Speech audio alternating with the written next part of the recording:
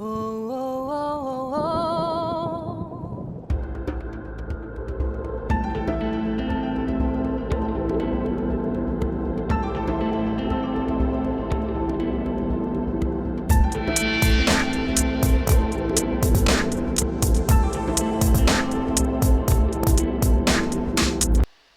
Bonjour à tous et bienvenue dans cette 30e vidéo consacrée à l'évangile de Matthieu.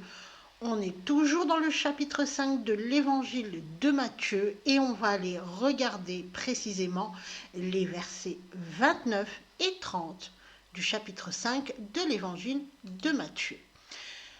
On se rappelle, le chapitre 5 de l'évangile de Matthieu s'ouvre sur le discours sur la montagne, les béatitudes, que nous avons vu lors de l'étude 21 et dans la continuité de son discours, Jésus-Christ va opérer une réforme de la loi morale établie par l'homme pour en ressortir uniquement la vérité, c'est-à-dire pour l'épurer de la tradition. Petit à petit, Jésus-Christ va détruire le venin du mensonge de la loi morale humaine par la vérité de Dieu et cela va concerner toutes les instances de nos vies. Dans cette étude, nous allons nous intéresser à la symbolique de la main droite et à la symbolique de l'œil droit. Donc notre étude va concerner les versets 29 et 30 du chapitre 5 de l'évangile de Matthieu et Jésus-Christ utilise l'image de l'œil droit et celle de la main droite. Il est entendu que son discours doit être compris dans son sens spirituel et non physique. Ainsi,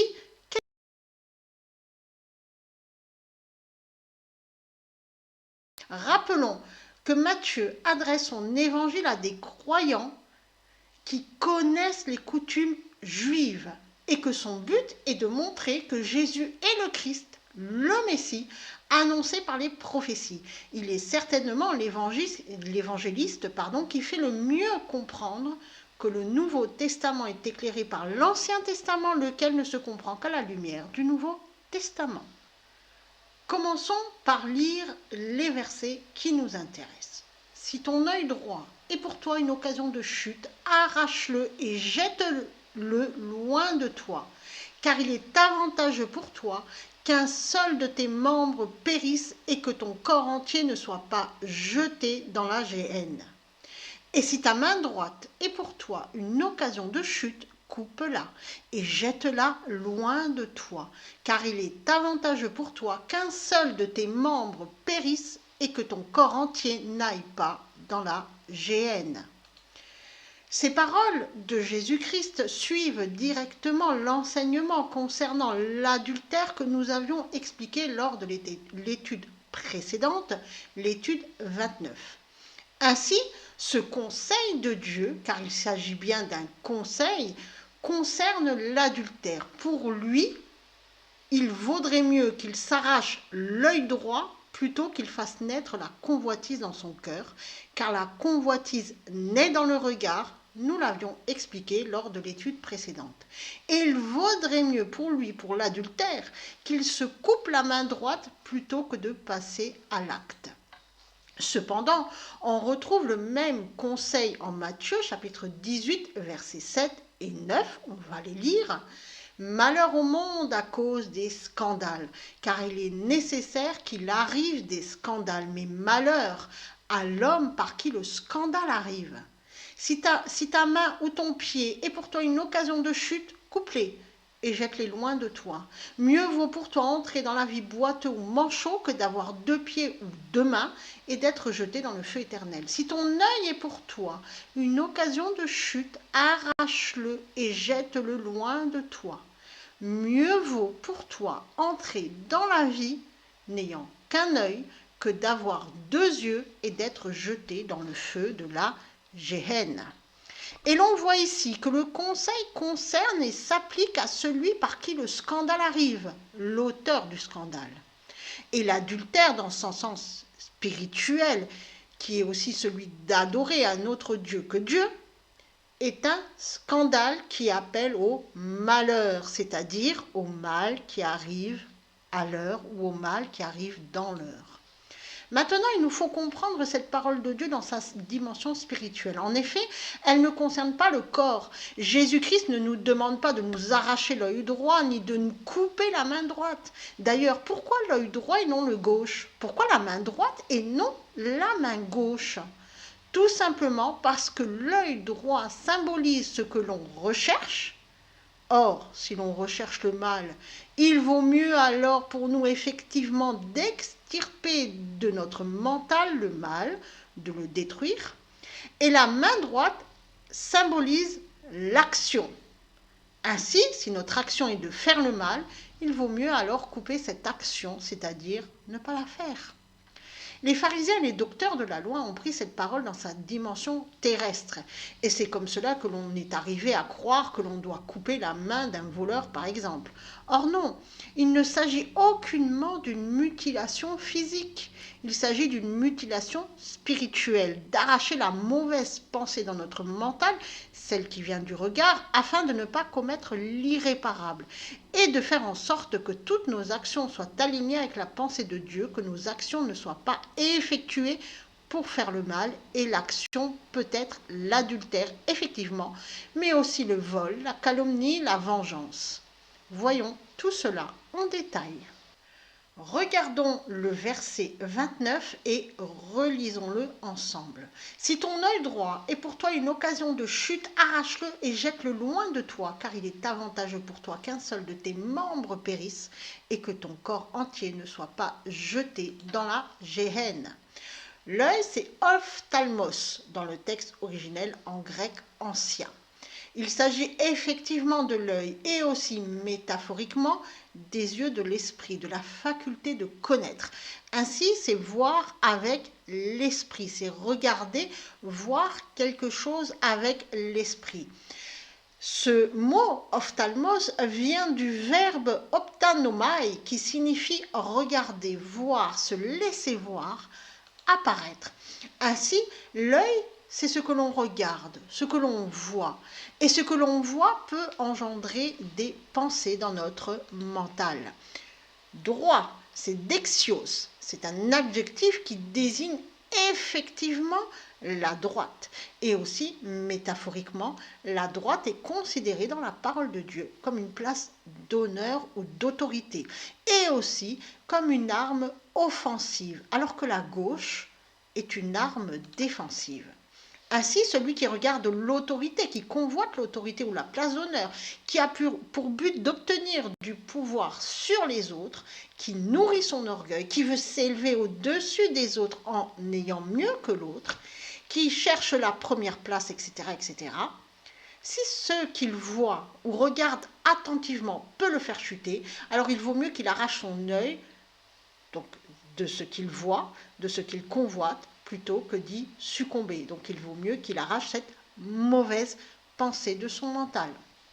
Imaginons que l'on voit sur les réseaux sociaux un influenceur aux nombreux abonnés. Si l'on commence à envier son statut parce qu'on désire aussi avoir de nombreux abonnés, donc obtenir une certaine notoriété, un petit moment de gloire, il vaut mieux détourner son regard, arracher cette mauvaise pensée de notre esprit afin de ne pas chuter, afin de ne pas nourrir une jalousie qui pourrait nous pousser au péché. Rappelons que le péché, c'est toutes les fois où on pense ou alors où on agit sans Dieu. Prenons un autre exemple, celui de la mode. Le monde nous fait croire que nous sommes notre corps et donc nous nous définissons par rapport à l'image de notre corps, l'image que nous projetons. Cette image est visible et passe par le regard, surtout le regard de l'autre. Ainsi, beaucoup, à force de voir et d'aduler des stars, désirent leur ressembler et perdent complètement leur propre personnalité. Et finalement, ces personnes se conforment aux dictats de la mode et deviennent esclaves de ces dictats. Et cette façon de penser qui naît de ce que l'on voit dans les magazines de mode ou chez les stars de la chanson ou du cinéma peut virer à l'obsession et pousser à la mutilation du corps par la chirurgie dite esthétique. Les publicitaires ont très bien compris ce mécanisme du regard qui crée l'envie. Il suffit d'attirer les regards sur l'objet que l'on veut vendre, d'engendrer le fait que le public visé va envisager l'objet, le regarder attentivement et le tour est joué. Les personnes sont alors poussées à acheter l'objet même si elles n'ont pas besoin de cet objet, simplement parce que le fait de regarder avec attention l'objet va créer chez elles, dans leur mental, la pensée du besoin de l'objet. Ainsi, les publicitaires, par l'envie, créent le besoin. Et c'est un besoin qui est totalement faux, c'est un mensonge. Encore une fois, cela peut devenir obsessionnel. Souvenons-nous que c'est par le regard qu'est né le péché originel. Satan a attiré l'attention d'Ève sur le fruit de l'arbre de la connaissance du bien et du mal, et Ève l'a regardé attentivement, ce qui a fait naître en elle le désir de le manger, ce fameux fruit de l'arbre de la connaissance du bien et du mal. Continuons. Une occasion de chute. Si ton œil droit est une occasion de chute. Une occasion de chute, c'est scandalisei dans le texte en grec ancien. Il s'agit du verbe scandalizo, verbe souvent traduit par chute ou scandaliser dans les évangiles. Ce verbe en réalité a plusieurs sens. Il peut avoir le sens de poser une pierre d'achoppement ou un obstacle dans le chemin sur lequel un autre peut trébucher et tomber, donc littéralement mettre des pièges, chercher à faire chuter quelqu'un. Il peut aussi métaphoriquement prendre le sens d'offenser quelqu'un. Et il peut prendre aussi le sens attirer quelqu'un à pécher. Il peut aussi prendre le sens de faire qu'une personne commence à se méfier de quelqu'un en qui elle avait l'habitude de croire et d'obéir. Il prend aussi le sens d'être une occasion de chute. C'est comme ça qu'on l'a traduit dans ce texte-là. C'est la traduction que Louis II a préférée. Il peut aussi prendre le sens de être offensé par quelqu'un, c'est-à-dire voir dans un autre ce que je désapprouve ou qui m'empêche de reconnaître son autorité. Il peut aussi prendre le sens de se sentir contrarié. Il peut prendre aussi le sens de faire que quelqu'un ait du déplaisir à une chose. Et il peut aussi prendre le sens de rendre indigné. Ainsi, si je cherche à nuire à quelqu'un, je provoque le scandale. Si j'offense quelqu'un, je provoque le scandale. Si j'attire quelqu'un dans le péché, je provoque le scandale. Si, par médisance, je fais qu'une personne commence à se méfier d'une personne en qui elle avait confiance, je provoque le scandale. Rappelez-vous, malheur à celui qui provoque le scandale. Le scandale doit arriver, mais malheur à celui par qui il arrive. Si je suis une occasion de chute pour autrui, je provoque le scandale. Si j'indigne quelqu'un ou que je fais tout pour que autrui ressente du déplaisir, je provoque le scandale. Et si je provoque le scandale à cause de ma convoitise, parce que je regarde les choses du monde, parce que j'adhère aux choses du monde, il vaut mieux, avant de provoquer le scandale, et donc d'attirer le malheur, et donc de faire du mal aux autres, d'arracher la mauvaise pensée dans mon mental avant de passer à l'acte et donc symboliquement de m'arracher mon œil droit. Donc c'est cette mauvaise pensée qui va faire que je vais provoquer le scandale. Ce verbe scandalizo découle du nom neutre, scandalon, qui désigne la détente d'un piège, une trappe, un obstacle placé sur le chemin pour faire tomber ou trébucher quelqu'un, et toute personne ou chose par laquelle quelqu'un est amené à l'erreur ou au péché. On comprend que ce mot comporte l'idée de faire du mal à autrui. Ainsi, si notre regard, ce que l'on regarde, fait naître en nous la pensée de faire du mal à autrui pour le faire tomber, pour l'amener à l'erreur ou au péché, pour le faire tomber dans un piège, il vaut mieux extirper cette pensée, l'arracher de notre mental avant qu'elle ne se concrétise par l'acte et que à cause de ce que j'ai fait, j'ai provoqué le scandale. Donc, forcément, je vais faire du mal à quelqu'un, mais en même temps, je vais provoquer le malheur sur moi. Pensez-y. Arrache-le, c'est exéler. Il s'agit de la conjugaison à l'aoriste et à l'impératif actif du verbe exaireo, qui signifie arracher, enlever, déraciner, sauver, délivrer.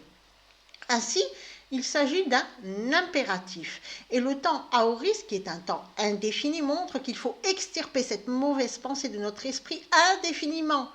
C'est-à-dire que cette mauvaise pensée de faire du mal à autrui de n'importe quelle manière, elle va arriver toujours. Elle sera toujours présente parce que on regarde le monde. Et donc, dès qu'elle arrive, il faut l'extirper. Et cela, toujours.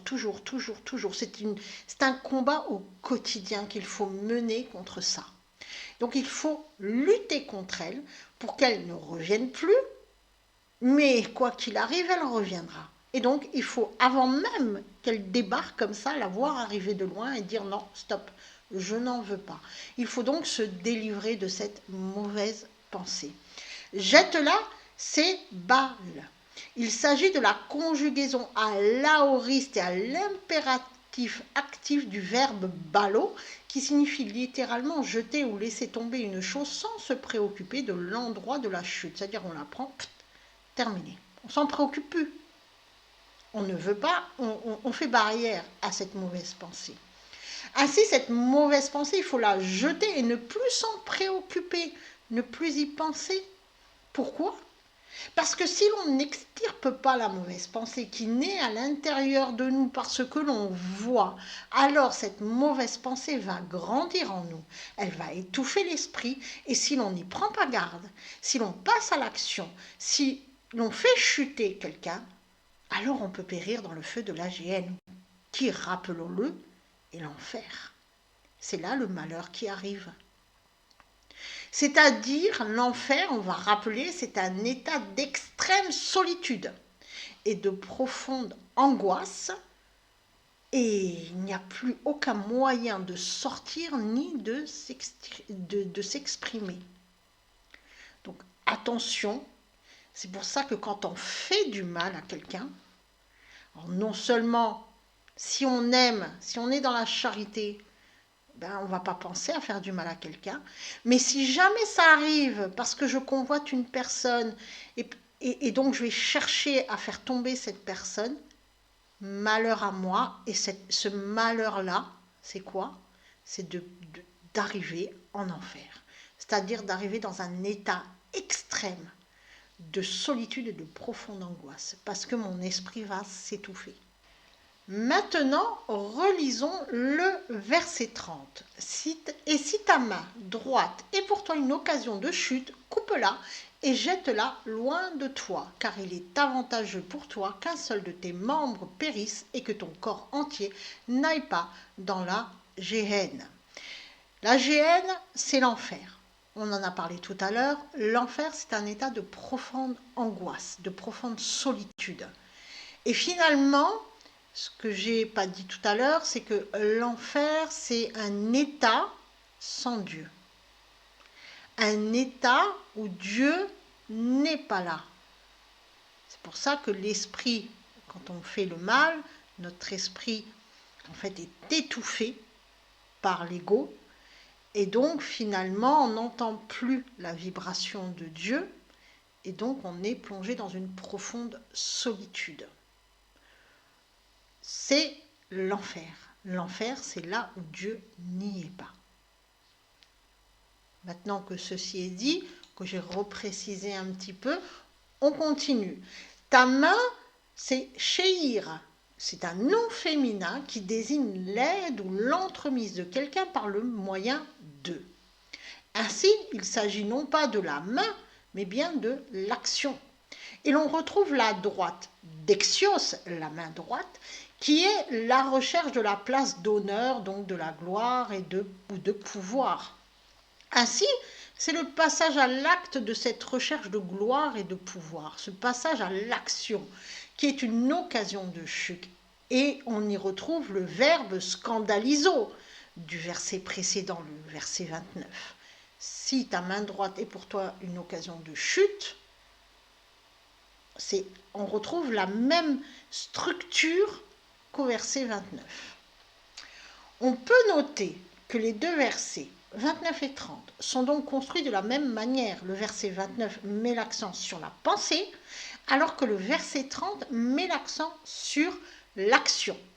Encore une fois, il n'est pas question de se couper la main dans le sens physique du terme. En fait, ce qu'il faut comprendre, c'est que tout naît d'abord dans la pensée, c'est-à-dire que la mauvaise action, la mauvaise pensée, elle arrive là dans le mental.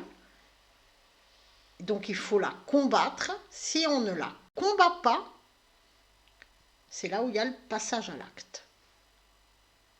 Et donc ce passage à l'acte, c'est l'occasion de chute. Coupe-la, c'est ekopson. Il s'agit de la conjugaison du verbe ekopto qui signifie ôter, couper et métaphoriquement s'opposer à une occasion.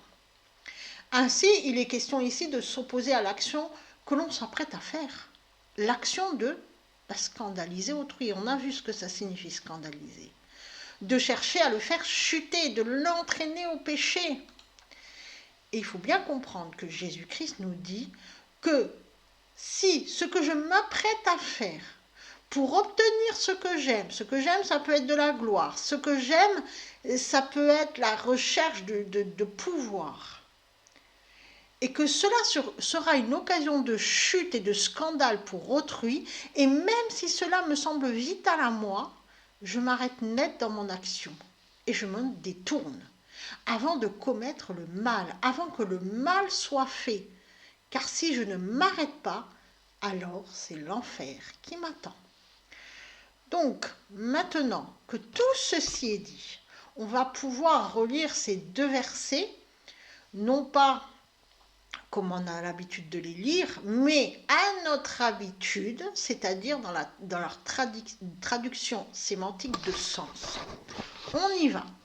Si donc c'est à cause de ce que tu vois que la mauvaise pensée s'insinue en toi et peut te faire chuter, si donc cette mauvaise pensée te pousse à faire du mal à autrui, arrache cette mauvaise pensée de ton mental, détourne ton regard de ce qui l'a fait naître et ne lui donne plus aucune importance. Il vaut mieux pour toi extirper ce mal de ton esprit plutôt que d'être jeté en enfer. Si donc c'est à cause de ce que tu fais qui est une occasion de chute et l'action que tu entreprends de faire est dirigée contre autrui et dans le but de faire chuter autrui, de l'entraîner au péché, arrête-toi avant de commettre ton acte au risque d'être jeté en enfer. Soyez bénis.